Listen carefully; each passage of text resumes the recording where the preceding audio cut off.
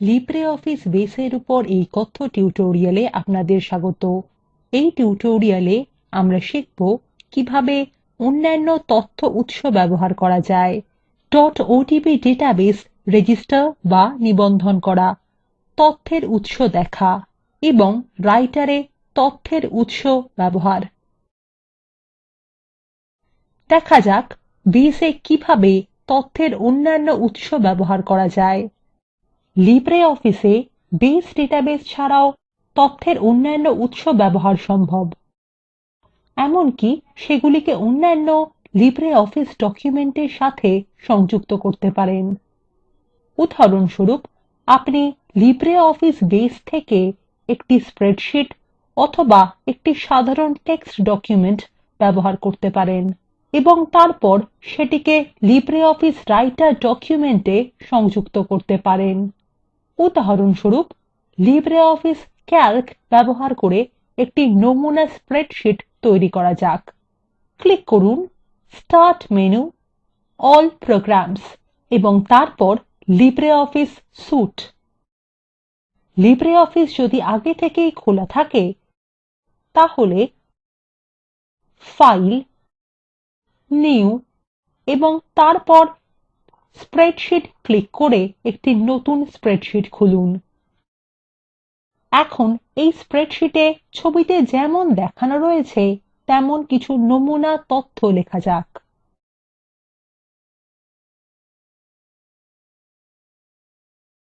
এবং এই স্প্রেডশিটটি একটি ডিরেক্টরিতে লাইব্রেরি মেম্বার্স হিসাবে সংরক্ষণ করুন।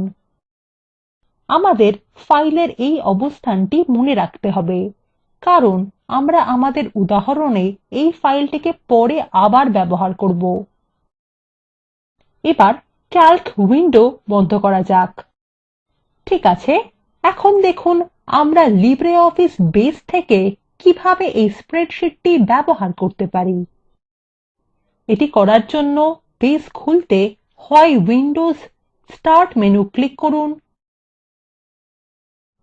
অথবা লিব্রিঅফিস যদি আগে থেকেই খোলা থাকে তাহলে ক্লিক করুন ফাইল, নিউ এবং তারপর ডেটাবেস। এখন ডেটাবেস উইজার্ড খুলে গেছে। এখানে connect to an existing database click করুন, তারপর ড্রপ ডাউনে ক্লিক করুন। এই তালিকার মধ্যে বেস ব্যবহার করতে পারে এমন বিভিন্ন ডেটাবেস উৎস রয়েছে। এখানে স্প্রেডশিটের উপর ক্লিক করুন। এবার নেক্সট বোতামে ক্লিক করুন। এখন ব্রাউজ বোতাম ব্যবহার করে আগে স্প্রেডশিটটি যেখানে সংরক্ষণ করা হয়েছিল সেখান থেকে সেটিকে নির্বাচন করুন।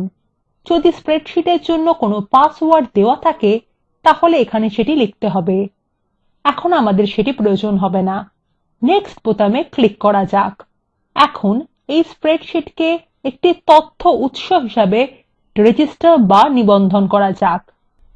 এটিকে সম্পাদনা মোডে খোলা যাক এবং ফিনিশ বোতামে ক্লিক করুন। এখন এখানে ডেটাবেসের একটি নাম প্রদান করা যাক। লিখুন library members. Save as type লক্ষ্য করুন। এখানে দেখা যাচ্ছে ওডিএফ ডেটাবেস, যা আমাদের ক্ষেত্রে .odb। এটিকে স্প্রেডশিটের একই স্থানে সংরক্ষণ করুন। তাহলে আমরা এই স্প্রেডশিটটিকে বেসে একটি তথ্য উৎস হিসাবে নিবন্ধিত করেছি। আমরা এখন প্রধান বেস উইন্ডোতে রয়েছি। এখানে বাম প্যানেলের টেবলস আইকনের উপর ক্লিক করা যাক। টেবিল শীট 1, শীট 2 এবং শীট 3 লক্ষ্য করুন। এখন শীট 1 খুলতে এটির উপর ডাবল ক্লিক করুন।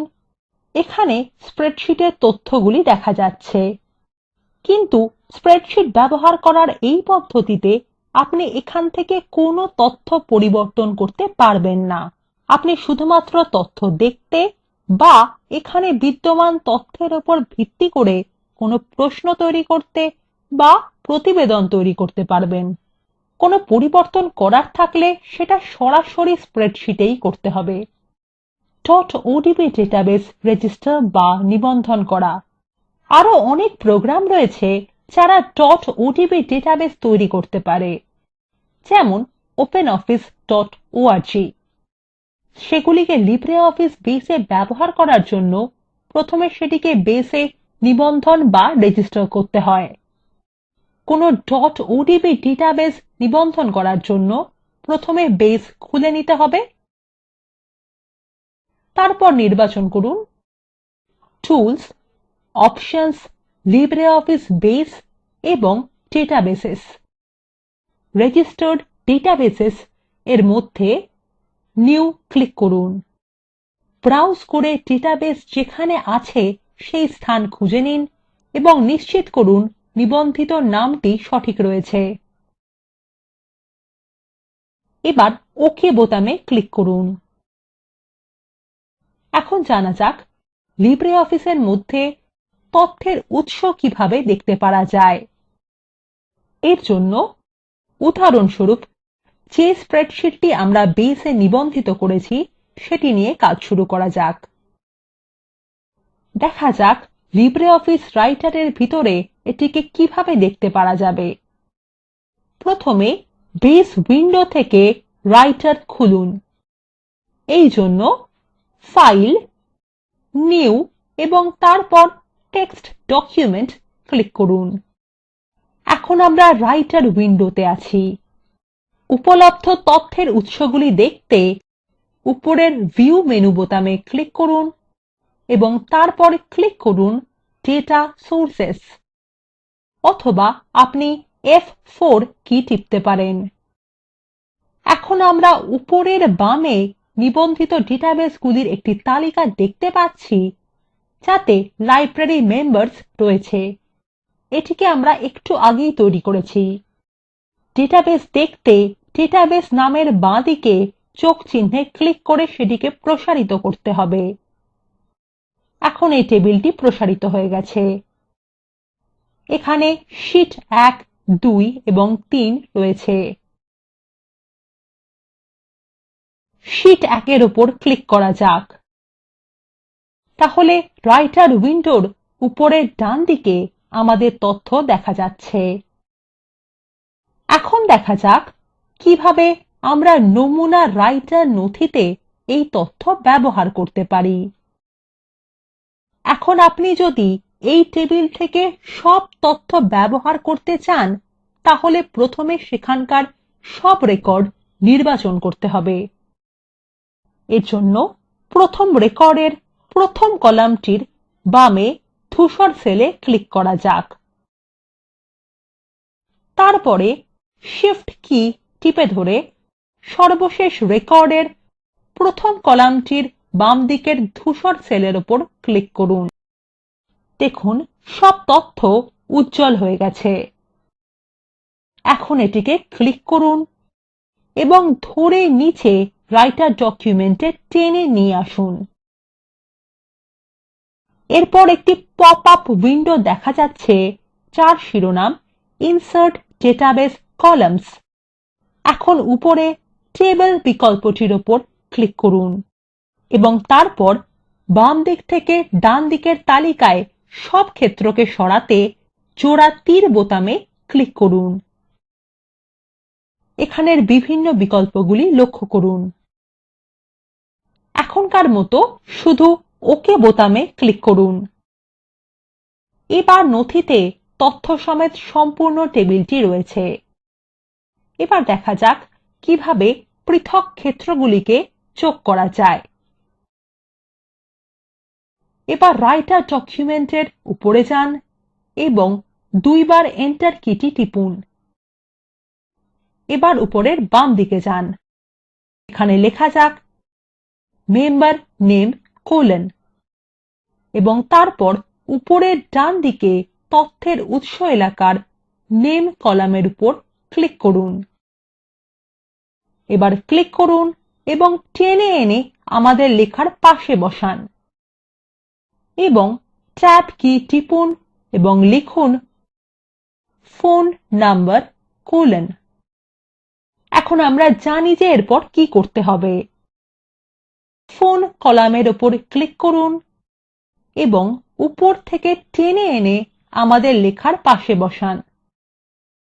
তারপর প্রথম রেকর্ডের বাঁদিকে ধূসর সেলে ক্লিক করে প্রথম রেকর্ডটি উজ্জ্বল করা যাক এবং তারপর ডেটা টু ফিল্ডস আইকনে ক্লিক করুন। এটিকে উপরে ফরম্যাটিং টুলবারের নিচে টেবল ডেটা টুলবারে পাওয়া যাবে। লক্ষ্য করুন এখন উপরের টেবিলের তথ্য রাইটার নথিতে এসে গেছে। আর একটি রেকর্ড নিয়ে আসার জন্য আমাদের শুধু একটি ভিন্ন রেকর্ড উজ্জ্বল করে তারপর আবার ডেটা টু ফিল্ডস আইকন ব্যবহার করতে হবে। তাই এই টিউটোরিয়ালে আমরা লিব্রিঅফিস নথিতে তথ্যের উৎস ব্যবহার করতে শিখেছি। এখানেই লিব্রিঅফিস বেসে অন্যান্য তথ্য উৎস ব্যবহার সংক্রান্ত এই টিউটোরিয়ালটি সমাপ্ত হলো। সারসংক্ষেপে আমরা শিখেছি অন্যান্য তথ্য উৎস ব্যবহার, odb ডেটাবেস রেজিস্টার করা, তথ্য উৎস দেখা এবং রাইটারে তথ্য উৎস ব্যবহার। Spoken tutorial talk to a teacher প্রকল্পের অংশবিশেষ যা ভারত সরকারের আইসিটি এমএচআরডি এর ন্যাশনাল মিশন অন এডুকেশন দ্বারা সমর্থিত। এই প্রকল্পটি http:/spoken-tutorial.org দ্বারা পরিচালিত হয়। এই বিষয়ে বিস্তারিত তথ্য এই লিঙ্কে প্রাপ্তিসাধ্য। আমি অন্তরা এই টিউটোরিয়ালটি অনুবাদ এবং রেকর্ড করেছি। এই টিউটোরিয়ালে অংশগ্রহণ করার জন্য ধন্যবাদ। শুভবিদায়।